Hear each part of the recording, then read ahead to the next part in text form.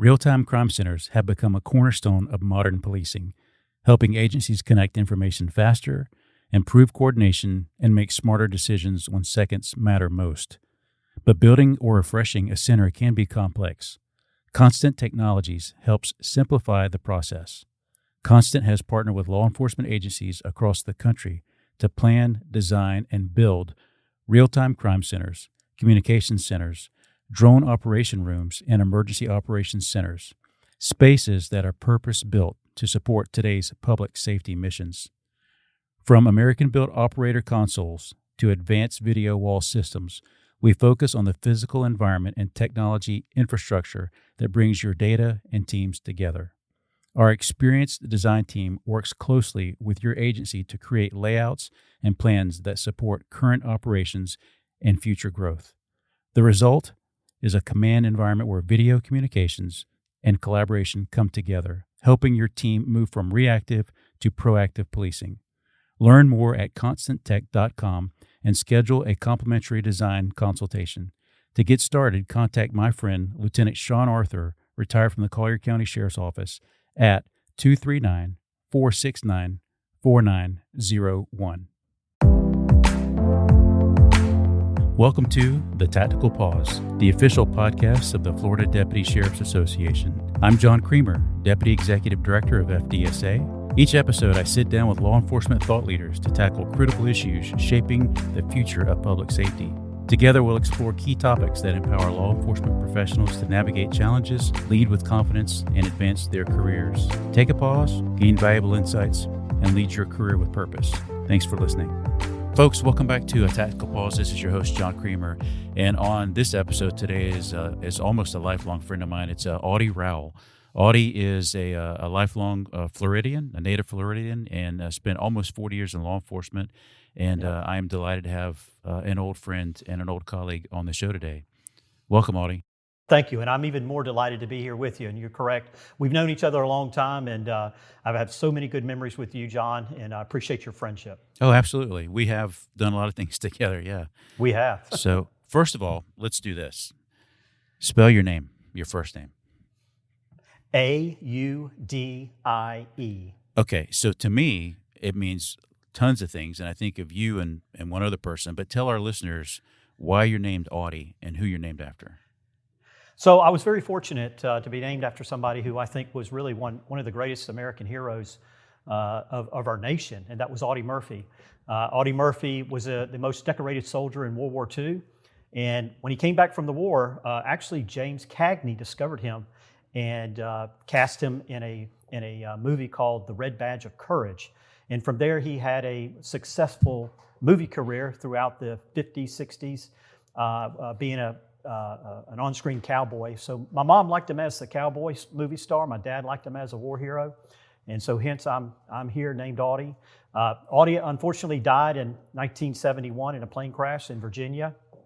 So I never had a chance to meet him. I wish I could have. But I did get an opportunity when I was at the FBI National Academy to go by his grave, kneel next to his grave and get my picture, which was pretty good for me. I really enjoyed that and being able to get to his grave and see him. In fact, some people may know this, but he is the second most visited grave at Arlington Cemetery behind John F. Kennedy. So still very recognized, but I wish more people knew who Audie Murphy was. Just really truly a great American hero. The things that he did in his career as a serviceman are just astounding. Wounded 3 times, won the Congressional Medal of Honor. So truly a great man and a great war hero. Good guy to be named after. And I took that same Yes. photograph. He's the first grave I visited at Arlington when I was at Right. DNA was Audie, and it was amazing. And like you, so I also had the chance to visit John Wayne's grave out in California. Same thing. It Nice. was such a big deal. But anyway, enough about that. I just want everybody to know how you got that name. So now we know Yep. that. So Audie, tell me about you and policing. When did you get into policing, and where and why? So at a very early age in high school, I really began to search about what I wanted to do. And the military back then was always front and center of a lot of young men. And actually, I had intended to go into the Air Force and be a pilot. But I couldn't be a pilot because of my eyesight. And I tried everything I could to help correct my eyesight, but back in the early '80s, they wouldn't take you if you had corrective vision. They certainly didn't have LASIK surgery back then. So me becoming a pilot really kind of fell through, and so I kind of got into law enforcement. I started making more considerations about that. So one summer, I think it was in 1986. It was in 1986. That I decided to go ride with a deputy sheriff with the Leon County Sheriff's Office. And the deputy's name was Jerry Hubbard. And I'll never forget this man. He really impressed me a lot about how he worked, how he dealt with people. He was so confident about himself. But the one thing, being a young kid is I always tell people this when I rode with him. And this is, we were patrolling the northern section of Leon County. It seemed like everywhere we went, we were running 100 miles an hour. Mm-hmm. I mean, just everywhere. And so, lights and siren, it just really kind of grasped me. It hooked me, so to speak. And so not long after that, I decided to attend the academy. I got sponsored by the Leon County Sheriff's Office, joined the agency as a reserve deputy. And from there, finished the academy, spent about 4 years with the Leon County Sheriff's Office. And then in 1990, I decided to make a move over to the Tallahassee Police Department. And this was really a monumental move for me, going to the police department because of some folks that I were around, just like yourself, John, some folks that I were around that really helped matured me as a law enforcement officer. And I'm very grateful for that. A lot of who I am today was really directly related to a lot of experiences, a lot of good friends with the Tallahassee Police Department. Not to minimize the Sheriff's Office, because there's a whole separate portion of me that learned a great deal about, and we'll talk about that a little later when we get into, if you want to talk about the difference between working for a sheriff's office and working for a police department. Yeah. But so I spent about 17 years with the Tallahassee Police Department. Subsequently, ended up at the Walton County Sheriff's Office. Sheriff Mike Atkinson, who used to be a Tallahassee police officer, that's how I met him. He got elected sheriff, and so I joined his agency. I joined his administration in 2009.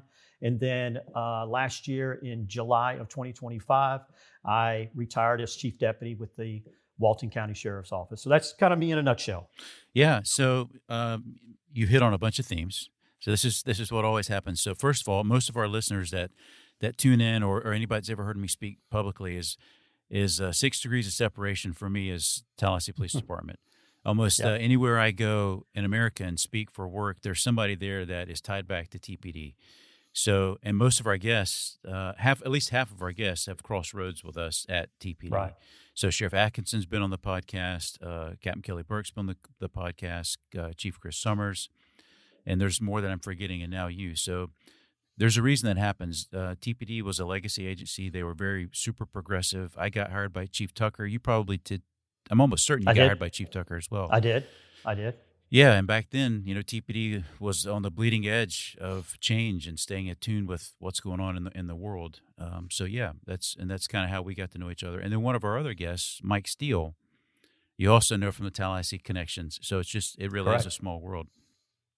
So yeah, did you think when you started as a reserve deputy at Leon County that you would ever retire one day as a chief deputy? Never. It never dawned on me. The career that I've had, and again, I'm fortunate for a lot of folks that were around me. I was just a very young kid trying to get into the world of law enforcement. I knew I had a lot to learn, but I was passionate. I had a lot of fire in my belly. I wanted to do the job. I wanted to do it right. And it was very important to me, how I presented myself, how I conducted myself. And so it was a lot of hours, a lot of hard work. I don't regret a minute of it. I did put in quite a bit of time into law enforcement, but again, it was that time in law enforcement that got me to where I was at. But even more importantly, and I'll say this 1,000 times, those folks that are around me that helped me and helped mature me. I wish I could say that I was responsible for my career, but I'm not responsible for my career. It's a lot of folks around me that got me there. Yeah, there's a patchwork. There's just a group of shoulders that we're standing on that people pushed us up. We didn't climb on their shoulders. They pushed us up above them. So right. So, Audie, for our listeners too, so from what I remember about your career, a lot of time on patrol, a lot of time in vice and narcotics, a great deal of time on tactical teams. Then you moved up. And that's it. No. That's it. Well, then you got into the administrative world, and that's a whole other ball of wax. Yes. Right? I mean, so those frontline missions were kind of what you had, at least at TPD, was right. boots on the And ground stuff. what I call kind of my law enforcement career, working the streets. It was patrol, vice, and TAC, SWAT. Yeah. That's all I did. I didn't really do anything else. Wasn't really much interested in it. I enjoyed the high stress calls. I enjoyed the activity. It was just something that I was drawn to. A little bit of an adrenaline junkie, but that was just who I was. And so until I got into the administrative side and started rising through the ranks, did things change for me? And there's a whole process in rising through the ranks as well, especially coming from a guy like myself who spent a lot of time in vice, who spent a lot of time on SWAT, spent a lot of time on patrol. A lot of time, guys like us don't get promoted because we become so consumed with the work. We love the work so much; it's just what drives us all the time. That a lot of guys like myself don't care to get promoted, don't care to do anything other than that. So, but I was pretty close to becoming one of those guys. But I was fortunate when I got with Sheriff Atkinson. There were some opportunities there for me, and I did my best I could to rise through the ranks and do the things that needed to be done for the guys on the street. Yeah, similar story too, Audie.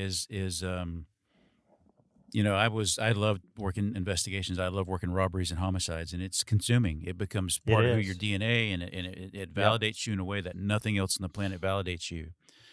And then you're so focused on that you don't want to leave the unit. Then you start seeing people get promoted over you, and then some of the people that get promoted over you, you're like, what we used to call a rim rider, somebody that avoided trouble, that stayed on the edge of the zone, or who spent most of their time in highly specialized units. You start to see them getting promoted, and then all of a sudden they're supervising you in this specialized unit. You're like, what am I doing wrong here? Right. Yeah, and it's yeah. Go ahead. I've seen it time and time again. Yeah, absolutely. It's happened to both of us. Right. And I didn't care for that, but it is hard. And it becomes very frustrating. You're out there doing all the work, and you see some folks that get promoted in law enforcement, and some folks that don't have that intimate connection to the job. Those that you just talked about, that kind of skirt on the outside, do something different, go up through the administrative side.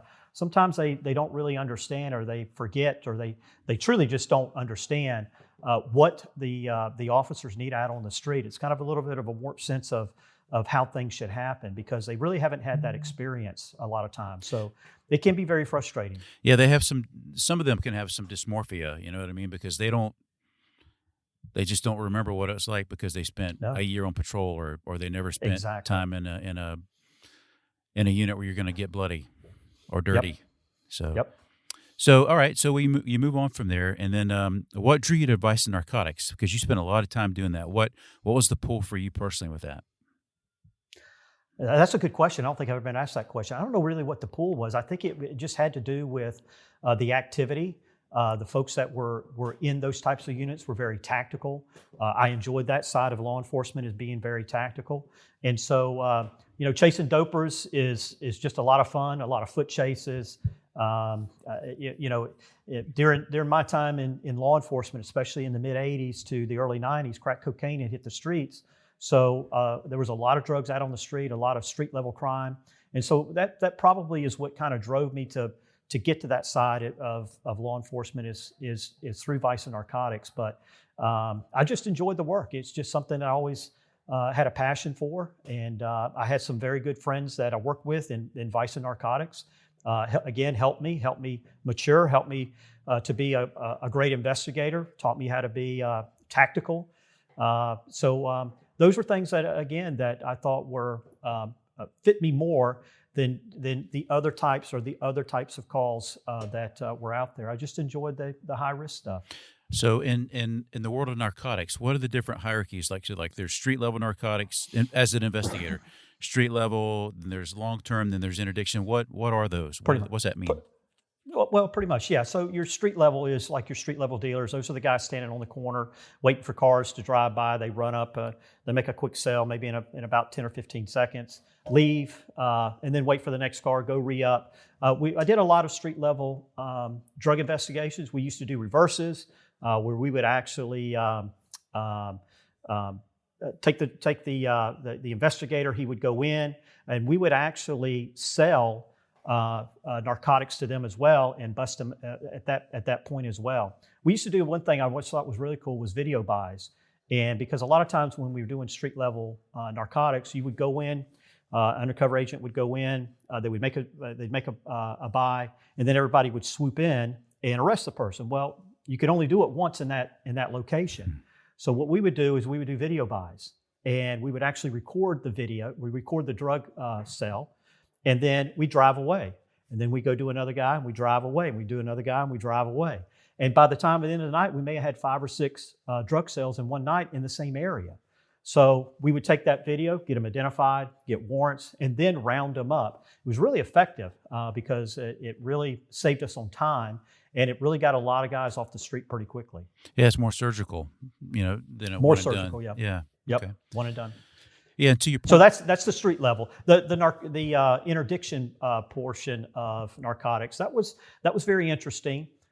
We used to work the bus stations and the airports and the mail packages like UPS. The bus stations probably was the most active out of the 3 for us, especially with Tallahassee. Tallahassee was a little unique with the bus station because Greyhound bus station in Tallahassee is like Atlanta Airport is to the airlines. So it's a hub. Yeah. So if you travel anywhere in the Southeast United States on a Greyhound bus and you have to do a transfer, you have to come to Tallahassee. The only bus that didn't come to us was Miami to New York. But all of the buses would come in. So at 5 a.m. in the morning, 12 noon, and 5 p.m. at night, you'd have 12 or 13 buses come in at one time.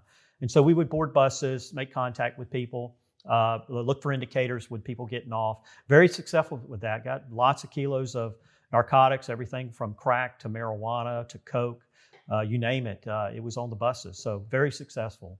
Long term, that's obviously that's all about historical information. I've worked cases for 2 or 3 years at one time, just building information on drug dealers, and that can be very time consuming. It's not a high arrest volume. It's a very low arrest volume, but it is a high conviction rate and a long-term prison sentence. Most of the folks that I worked when I was in long-term narcotics, what we call general narcotics, they were always looking anywhere between 15 and life. So got a lot of folks off the street for a long time. Do some of those still practices hold true in today's world of narcotics investigation? Because the game has changed, the drugs have changed. Are there still some overlap between how things used to be done and how things are done today, or what's the difference? Well, there's still a lot of similarities. I wouldn't say much has changed. There's always technology changes a lot of stuff, but I would say most of it is still relevant from years past. A lot of the laws are still the same. Of course, in Florida now we have Rachel's Law that changed a lot when it came to narcotics and drug informants. I think that was back in 2009, 2010 that occurred, and so that was probably the biggest change that's happened in narcotics probably since I left narcotics was Rachel's Law. So, but there's still a lot of similarities. You're still trying to. Here's the great thing about narcotics, and it's different from a lot of other investigations. In narcotics, you're trying to catch the person in the act. That's what you're trying to do. You're trying to get them to commit an act in front of you. So I think that's kind of the excitement behind it. But still a lot of relevance. Again, a lot of same policies, procedures, a lot of laws out there. Case law is always.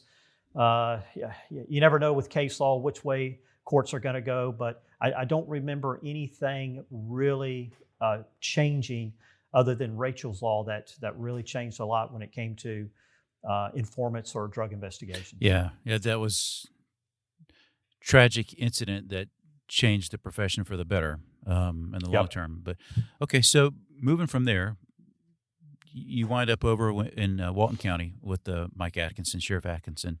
What's it like? Like you, I never thought I would be one of these guys that worked at a couple agencies. I figured I was going to do one agency and retire, but life happens and you move. Yeah. So you wind up over there. What is that like? So that's your third, Leon County, Tallahassee Police, Walton County. Yeah. New culture, new locale, and a new rank. Yes. So it was a change for me. Not just in rank, but in activity, community. There was a lot of difference going from a municipality highly dense to a county that was not very dense at all. But it did take me a little bit back to Leon County. When I worked with Leon County, there were times when there were only 4 deputies in the entire county. And if you understand, obviously Tallahassee, you got Monroe and Tennessee as kind of a cross there. And back then, 4 deputies, it was Monroe and Tennessee out from those 4 corners all the way to the county line. And so being one of those 4 deputies, you learn a lot about yourself. You really do.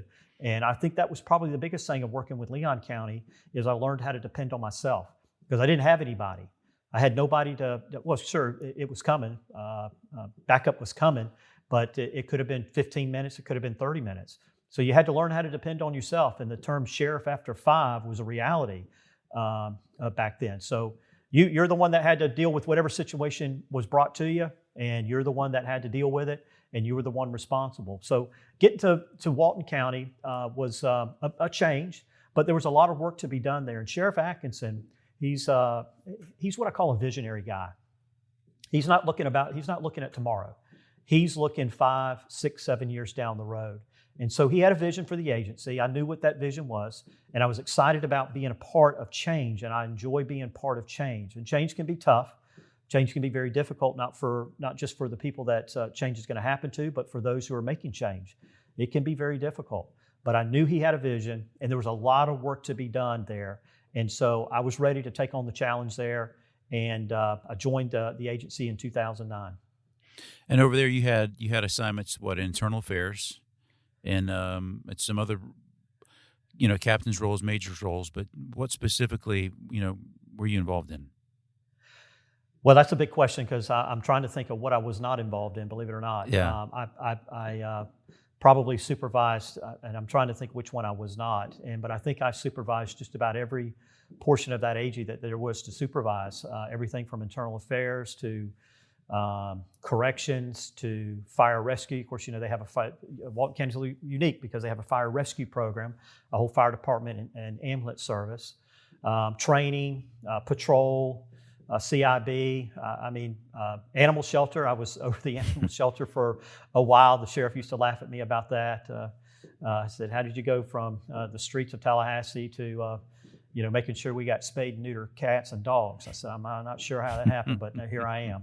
So, but no, that there was a lot of actually the animal shelter was we got a lot of good mileage out of that. Yeah, that was a great little department over there. They do fantastic work getting animals out, getting them adopted. I actually really enjoyed being over that. That was a great group of folks, very passionate about animals, and would just do whatever they could to help find those animals some homes. So I really enjoyed that. Good. So leadership is leadership, whether it's at Target, Humane Society, or in law enforcement. It really is. It's the same tenets. It's the same, for the leader, the same level of emotional intelligence and knowing your strengths and weaknesses. So I can give you an example for me as I'm about to ask you this question. When I started getting promoted and I got put in charge of a unit or a squad of something that I didn't particularly didn't have a background in. I didn't work in this area as an officer, as a deputy, as an operator, but now I'm supervising it. It required me to do a couple things to drill down and try to understand the job. What kind of challenges did you have doing the same thing but in a new county and then learning, as an example, the animal control or fire? What kind of examples did you have and how did you overcome those? So, as far as the leadership standpoint, I kind of developed over time some things what I call leadership lessons. And they were lessons that I learned myself to help me, just like what you're talking about, whether I go to a new unit, I take over a different department, whatever it may be. And so I came up with a few what I call leadership lessons. I had about, 7 or 8 of them. But one of them specifically about going to a new department or somewhere that I'm not familiar with. Let's take the example corrections, right? I'd never been a correction officer, but I was the chief deputy over the corrections. And one of those lessons is you'll learn more from your subordinate than you ever will from your supervisor. And so you have to listen to your folks that actually know the job. And some leaders have a problem with that. They want to say, well, I've been in this business for, X number of years. I know how to do this. I've taken people to jail. I know what's going on. And actually you don't. And the people that are doing the job know way more than what you know. So you have to be cognizant of that.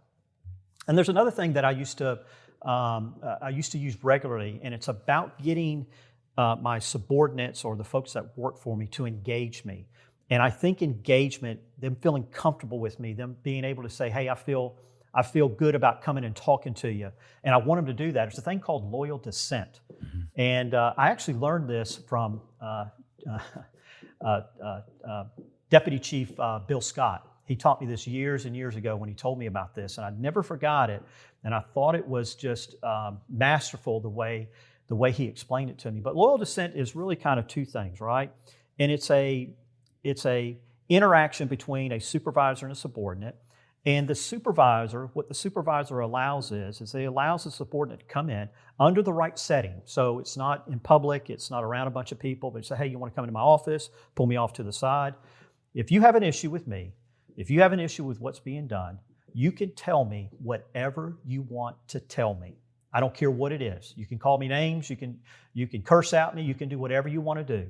But always remember this, when we leave that meeting, no matter what, and whatever decisions was made, you don't go back out there and undermine me, you don't go back out there and talk about me, you don't go out there and talk about our conversation. But you're allowed to come and say whatever you want to.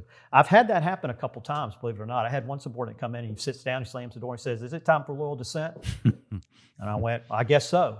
And he actually, he kicked me in the gut. He really did. But we had a great relationship after that. And I'm not to say that I didn't need that kicking. I probably did. But I want to make sure that the subordinates understand that I want them to come talk to me. I want them to feel safe with me and that they don't have to hold back. Because if they don't, they'll bottle up everything inside. Then you know what happens. Morale starts to tank. So that's another one. I'm trying to think of another one. Motivation versus inspiration. I try to look at the difference between motivation and inspiration. It's easy to motivate somebody. As a chief deputy, I can motivate people like none other. And they will go do whatever I tell them to do and get it done when I tell them to do it. But that's not how I think things should happen. I want people to be inspired because inspiration comes from within. Motivation is just me telling you what to do. But when somebody is inspired, when I call somebody and they go, and I say, hey, I got a question about this, or did you say, hey, I've already done it, boss. It's already done. And I go, okay, so you're 2 steps ahead of me. Yep, 2 steps ahead of you. That's what I want. That's somebody who's passionate about the job. They're getting it done without being told. And so inspiration as a leadership role is so much harder than motivation. Any leader can motivate anybody. It's very hard to get people to be inspired about coming to work and want to do the work. I've always tried to have that inspirational type of interaction with my team, is I want them to be inspired. Yeah, one's an internal and one's an external. And you're yes. right. You can motivate somebody with being voluntold, or hey, you will or you shall, but you inspire somebody through your actions, and helping them believe in themselves and want to grow and become a better person. And I think we have in the time that our careers overlapped, there were a lot of good people that inspired us to be better human beings, not just better police officers or better leaders, but better human beings. So, and you wanted to work. You wanted to work for them. You come to work sick because you didn't want to miss anything. Exactly. Exactly. So, and I'm hoping that drives morale because morale is a big issue with law enforcement, especially low morale. And you always think about what really drives morale in an agency, especially law enforcement. And I've always said it's never the job; it's always the office. Right? I've never been to a call. I've never been to any call that made me think twice about being in law enforcement. Never once. But I have been aggravated to no ends over things going on at the office. Things like favoritism, lack of directions, micromanagement, lack of trust. I mean, there's all those things that really drive morale into the ground, and so it's a real thing in law enforcement agencies. So we have to be cognizant of that as leaders. Yeah, often the biggest threat for us is not outside of the building; it's inside the building. Exactly. Because you have all those things. The whole thin blue line theory, I think, has been completely mischaracterized. It's a true thing when a deputy or an officer needs help, they're hurt, their family's going through something, of course, they're the line between order and chaos. But this, I've never seen this blue wall thing. If anything, it's just the opposite. The first one to hang a millstone around your neck is sometimes somebody you work with because it's promotional season. And we'll be right back. Every day you put your life on the line to protect and serve. Who's protecting you? United Badges Insurance Services operates as a dedicated resource for the first responder public safety community. Serving thousands of first responders, United Badges offers a wide range of products including commercial insurance, group accident and health insurance, and personal insurance such as auto, home, renters, rental properties, vacation properties, boat, motorcycle, RVs, flood, and umbrella. United Badges serves active and retired public safety personnel, public safety agencies, public safety associations, public safety support businesses, and public safety families and friends. Experience the United Badges difference. Call 800-566-5990 or visit unitedbadges.com to request your free insurance quote today. United Badges Insurance Services is a proud strategic partner of the Florida Deputy Sheriff's Association. Applicants are individually underwritten by each respective insurance carrier and subject to insurance policy terms and conditions. Not available in all states. Promotional material for descriptive purposes only. Now back to the show. So a lot of our podcasts have to do with resiliency and then wellness, and it's just important to talk about. And we'll get into external things in a second, but we're right now we're kind of talking about internally. Internally, as a deputy or as an officer, there's a lot of internal stress in an organization. It's promotional season. It's why did this person get promoted over me? What do I need to do better? I can't get into this class, or there's favoritism. There's why did I get this crappy detail and they didn't? I'm senior to them. There's those kinds of things, and then there's also other things that happen in an organization that you just can't define, and you're like, this is so stressful. I hate coming to work in this atmosphere. I mean, it's like that at every job. So I guess what I'm trying to portray to our listeners is stress is stress is stress, whether you're, working in an office setting or working at a sheriff's office. But there's also the external stress. So, we kind of think we've summed up what happens in the building, but externally, what stressors did you feel not only as a police officer or deputy sheriff, but narcotics agent, and then through the ranks as a watch commander or out in the field? What were the external stresses that you felt? Well, I don't really feel like I had too many external stresses. Somebody asked me one time, they said, well, how do you deal with seeing somebody either dead, seeing a child, seeing somebody very, injured badly? I mean, how do you deal with that? And for me, I guess it wasn't, and the only way I could explain it was this. I says, well, I have no emotional connection to them. So it's easier for me to disconnect. Now, if it was my own child, my own family member, very close friend, yourself, you'd see a different Audie. You'd see a bunch different Audie. But I was able to, I guess, compartmentalize it a lot just because I did not have that emotional connection. That doesn't mean that things did not weigh on me or things did not remain. I would remember some things. I do remember a young girl. One time I went and she was a medical assist. Get there, the EMS is there. They lift her off the ground. She's like this limp little girl, about 7 years old, lifeless. And they put her on a stretcher and they take her away. And I come to find out that this young girl had been born with AIDS, and that she had never attended school in her life. And so it really touched me that this child went through that, and that she never lived I guess what we call a normal life of going to school and having friends and all that. She lived in a house for 7 years. So, things like that, they always weigh on you a little bit. And it doesn't mean that I don't think about my own kids sometimes, but as far as that, having a profound effect on me, I was able to, compartmentalize it. There's a lot of things, this, John. We've seen so much, we've done so much. It's you can't remember it all. And so I know there's so much out there, but I just can't remember it all. But I was able again to kind of go past that, move forward with what I needed to do. And I think a lot of that had to do is I just didn't have that emotional connection to some of the folks that I encountered. Yeah, well, that's a good point. Some people can make that jump and do a better job of trying to stay a little bit disconnected so they don't bring it home. So that Right. that's good on you.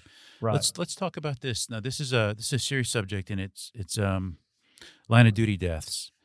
So you and I lived through some line of duty deaths when we didn't have positions of rank, specifically Dale Green, and I've talked about Dale here on the podcast numerous times. And then we've also lived through the tragedy of losing a deputy once we're up in the administration. And how I personally handled those things was a lot differently of when I was an officer versus when I was an administrator. How about you? What did you see a difference in how you saw yourself, how you saw the agency? What was your response? Things like that. Yeah, so I've been a part of two officer deaths, both violent deaths, both Dale Green over in Tallahassee, and then William May with the Walton County Sheriff's Office, both tragically gunned down senselessly just because of the uniform they were wearing. Yeah. But I'll tell you this, there is nothing more powerful than seeing the uniform you wear on the ground. Yeah. There's nothing more powerful than that. There's nothing more powerful than seeing your equipment that you wear on the ground. It is really breathtaking in some respects, right? And so as an administrator, it even compounds things because you really have to look past everything. And let me say this is what a lot of people don't understand about law enforcement and why things can be so difficult sometimes. Because just say, we'll take either Dale Green or William May when both of them passed away. At the moment they passed away, or even at the moment that incident happened, the deputies out on the road, the deputies handling calls, they have to go to the next call and act like nothing's happened. And that's kind of be hard to do sometimes, that you have to act like nothing's happened because you're going to stand in front of a citizen that needs help, whatever assistance they may need, and you can't be emotional. You can't break down. You can't lose it. You got to keep yourself together. And you have to perform and you have to work as if nothing happened. That is a tough thing to do for a lot of individuals. It's tough to do just about for anybody, is to be emotionless when you know that there's a lot has happened. And so that can be very difficult. And even as an administrator, you have to keep the team moving. And that was the one thing that I had to do, especially in Deputy May's incident, is that we had to set up multiple incident commands, both at the scene, at the hospital, for the family, for Deputy May himself. I had 4 incident commands going at one time. And so those things, the job still has to continue. The job still has to go on. But there was a decision made with our agency that we would work that particular crime scene. And we felt that was the right thing to do. And plus the deputies wanted to do it. They did not want to pass it off. They wanted to work the scene and they wanted to do what they could for Deputy May. So I was very proud of them for that. None of them complained. None of them said anything. They were more willing and more energetic to get the job done, even after such a tragic event to one of their dearest friends. So I applaud them for what they did during that difficult time. Oh yeah, hands down. And then again, most of our podcasts, we could go down multiple rabbit holes. So let's just jump in this one together. So both Dale and Will got, like you said, they were killed just for the uniform they were wearing. And it is surreal to see that. It's surreal to see a friend in that state. But you're right. The machine keeps running. Yep. We can't stop. And not just the deputies and the officers, but the crime scene techs, but our dispatchers. They're all impacted. And just like right now, you could tell me exactly where you were when you heard about these deaths. I could tell you exactly where I was. I can tell you what I did. And I can tell you if my life was on a linear map, I could say, this is what changed everything right here. Right.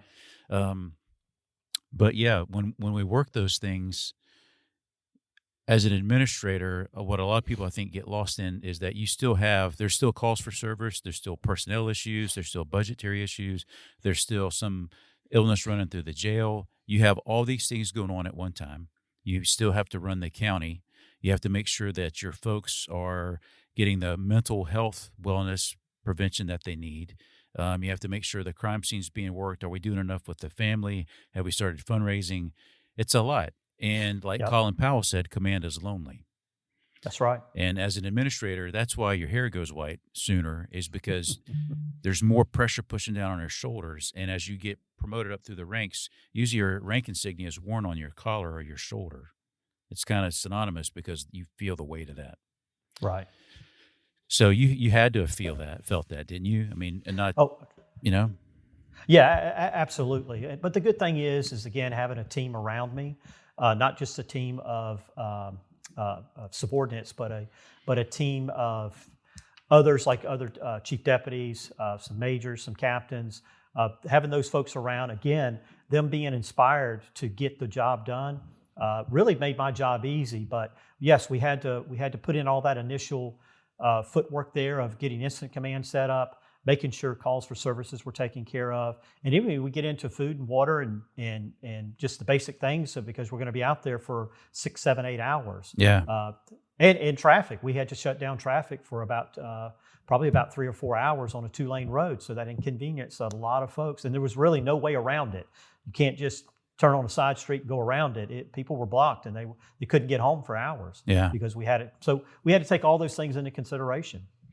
Now, one of the things you guys do over there that's different than where you're way ahead of the game than most agencies is you have a very active wellness program.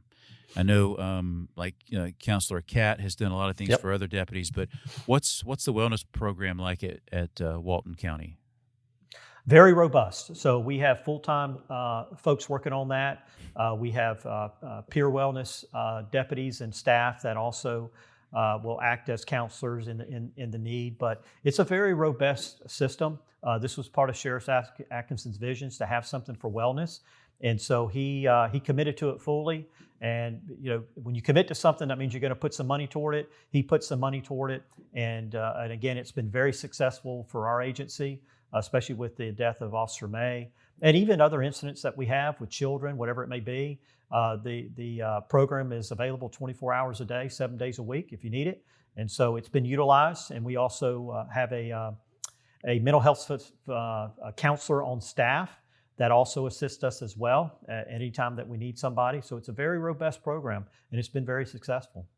Yeah, it really is. I mean, if you look at a map of the Florida Panhandle, you guys, I think, are light years ahead of some of your surrounding agencies. And I don't mean that in a negative way towards them. I mean that in a positive light towards you and the commitment of Sheriff Atkinson and the team over there for that.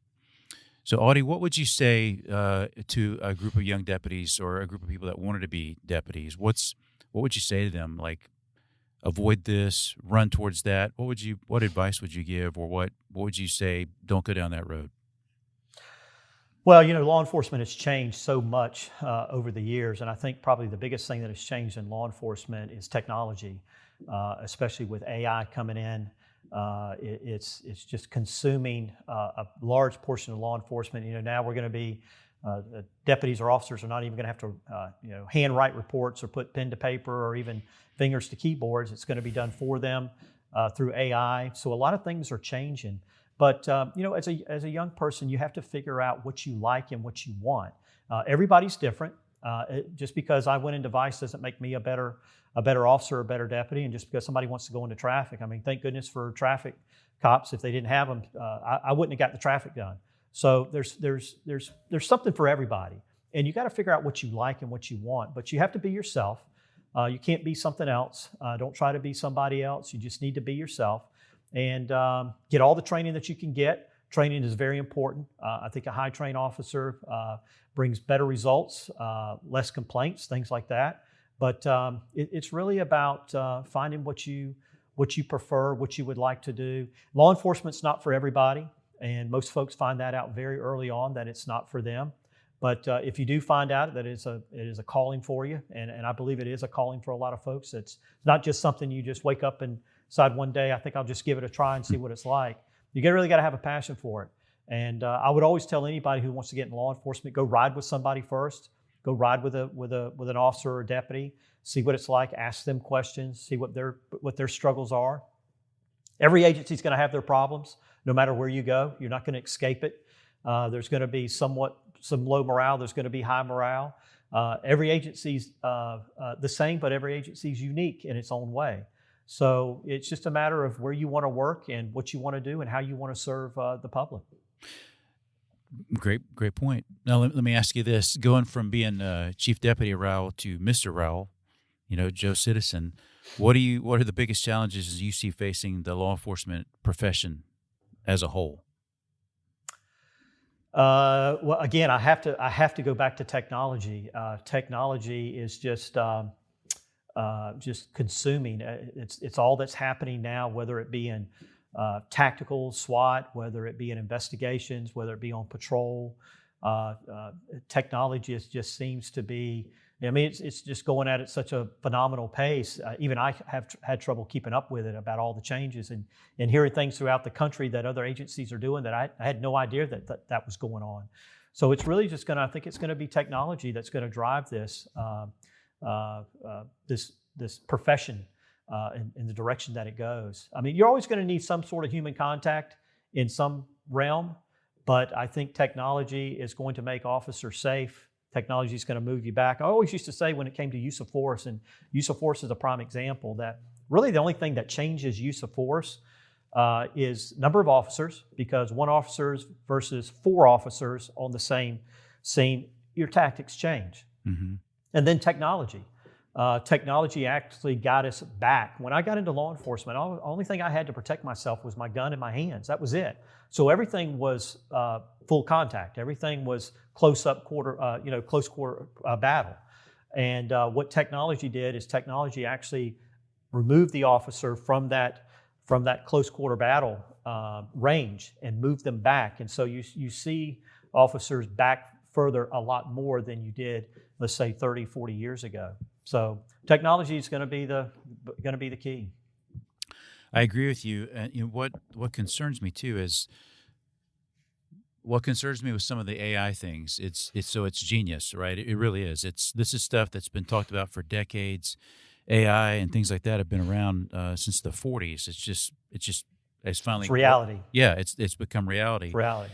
What scares me is when we take away the human element, because just as one example, like the biggest case law facing law enforcement officers using force is Graham versus Connor. And Graham versus Connor, as you and I both know, has to do with it. It's a personal decision I, as a law enforcement officer, make based on my training, my experiences, my fears, my feelings. And that's why me and you can be in the same scenario. We could be side by side, shoulder to shoulder, rubbing patches, and you use force and I don't. But neither one of us was right and neither one of us was wrong. That's correct. And so we're guided by that Graham versus Connor. But if AI or some device is writing a report, my fear is the deputy or the law enforcement officer going to go back in and add the true human element, which was saying, hey, I was scared. Right. Because there's been plenty of times in law enforcement, I'm like, hey, man, I barely got through that one. I was scared. Yes. Absolutely. And you're exactly right. And a lot of people don't understand that about use of force and especially about deadly force.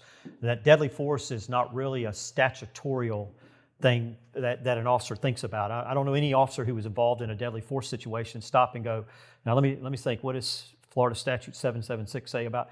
They don't say that, right? It's a personal decision of life and death. And I may shoot somebody, just like you said, I may shoot somebody and be completely right.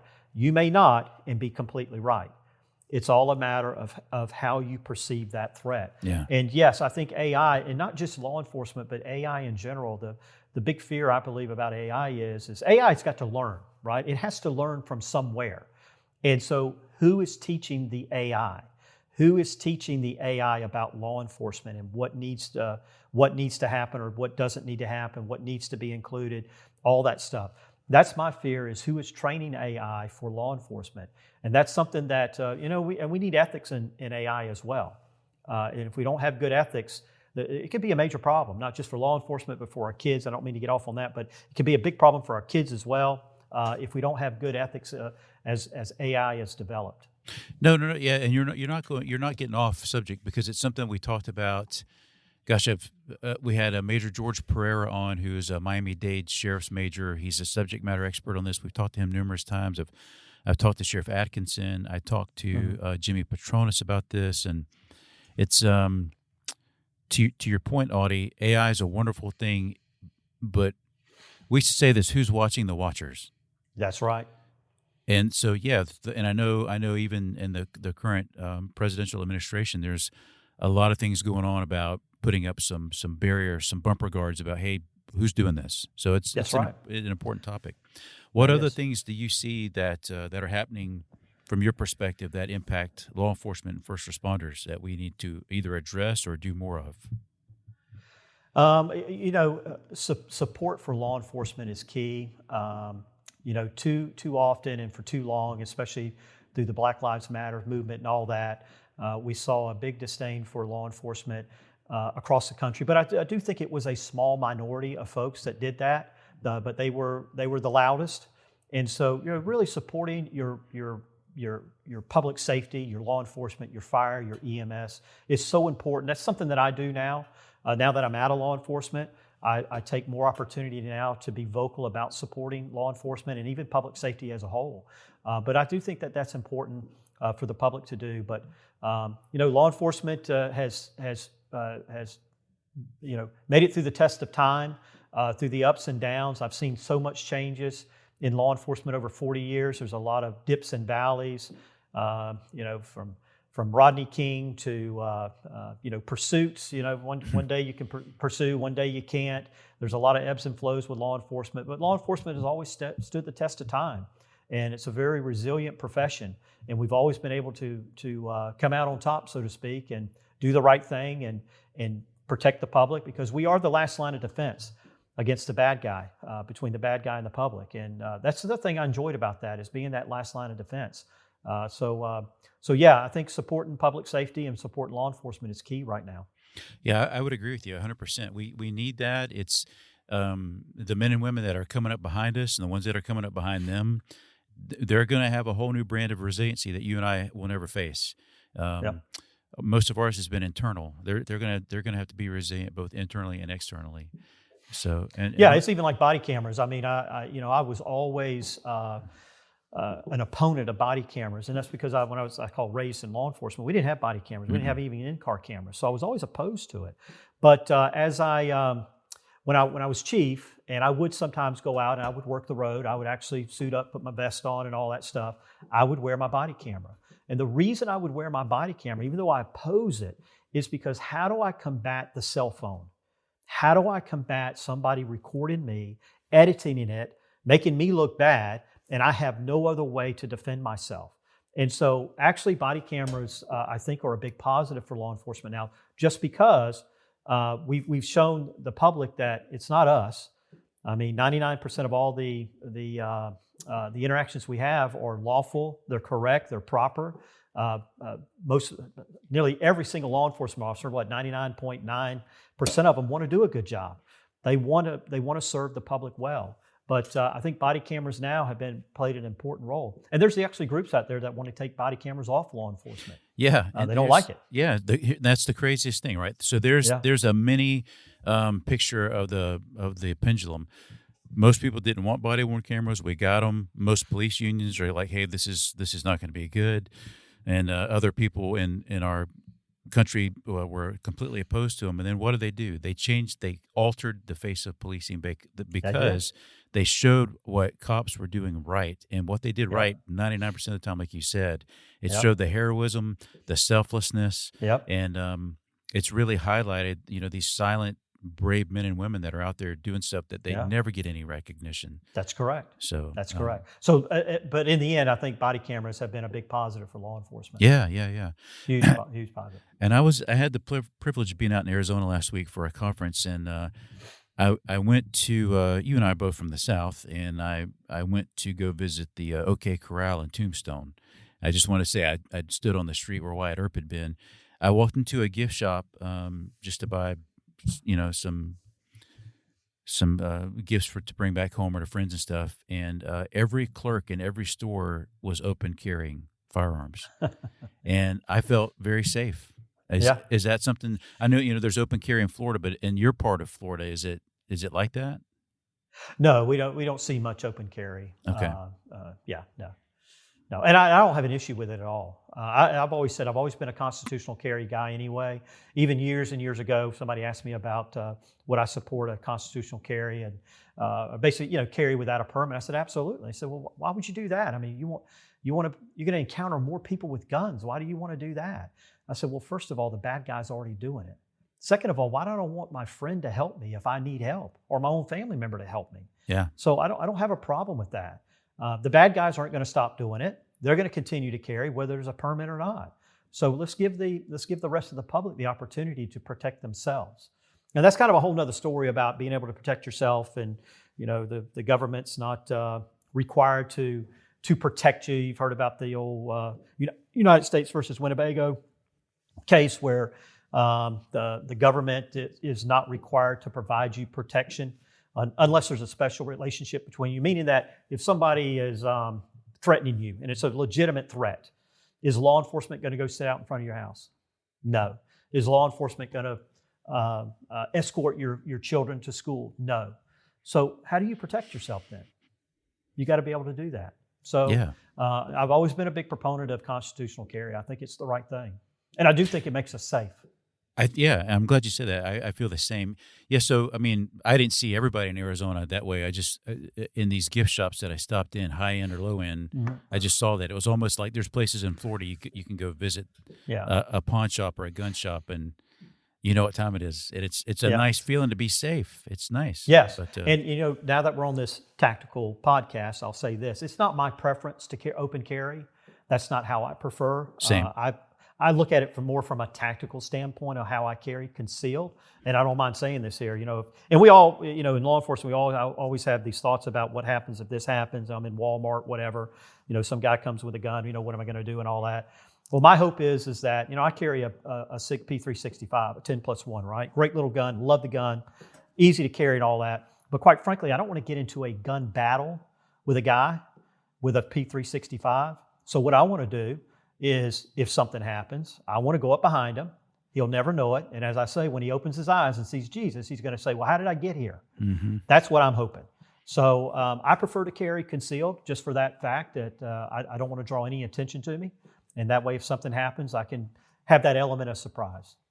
Yeah, I would agree with you. And I think most of us, that were in law enforcement, I would never open carry. That's just not me. I'm like you. You're going to wonder what happened. So, So Audie, our time is almost over. What would you, as in our last few moments, what would your message be to our listeners, or what would you like to leave people with? Well, law enforcement's a great profession, and supporting law enforcement, getting out there, being vocal, buying them meals. That was one of the things that I really appreciated from the public is them, buying a meal for me. I now do that myself when I see deputies or I see police officers in the same restaurant with me. I enjoy doing that, but just really, showing support for them. We law enforcement needs it. It's something that I think is important to them, that they feel recognized and they feel like that not everybody's against them. Because again, the small few scream so loud about law enforcement, and we need to counter that, and we need to show our support. Oh, amen to that. Audie, you have a website. What's your website? So if somebody wanted to know more about you or contact you for any reason, what's your website? Well, I'm running for Congress, and I have a website called Audie Rowell for Florida. And I'm also on Facebook, Audie Rowell for Florida, or just Audie Rowell on Facebook. You can contact me there. There's my phone numbers on there, and my email address is down there as well. So if you have any questions, please let me know. And I'm running for the 2nd Congressional District of Congress, which runs from Walton County all the way over to Taylor County, the northern part of Florida, in the Panhandle, Big Bend area. When is that? When is the actual election? Is it November, or is it a special election? The primary is in August. Okay, so you'll know something then. Yes. Okay. So I hope to have you back on the podcast, and hopefully you'll be in a new role. But if not, I'd still love to have you back on. Thank you, John. I appreciate you. I wish you all the best in the world, Audie. And to our listeners, if you want to find out more, again, you can visit fldeputyssheriffs.org or visit Audie's website. Thank you for listening to The Tactical Pause, the official podcast of the Florida Deputy Sheriffs Association. FDSA proudly serves over 25,000 deputy sheriffs across the state with legal benefits, vital training, and financial assistance in times of need. You can listen to previous episodes at fldeputyssheriffs.org or wherever you get your podcasts. If you've enjoyed the show, please leave us a review and encourage your friends, coworkers, and those in the law enforcement community to listen as well. To learn more about the Florida Deputy Sheriffs Association and how we serve those who serve, visit our website at fldeputyssheriffs.org.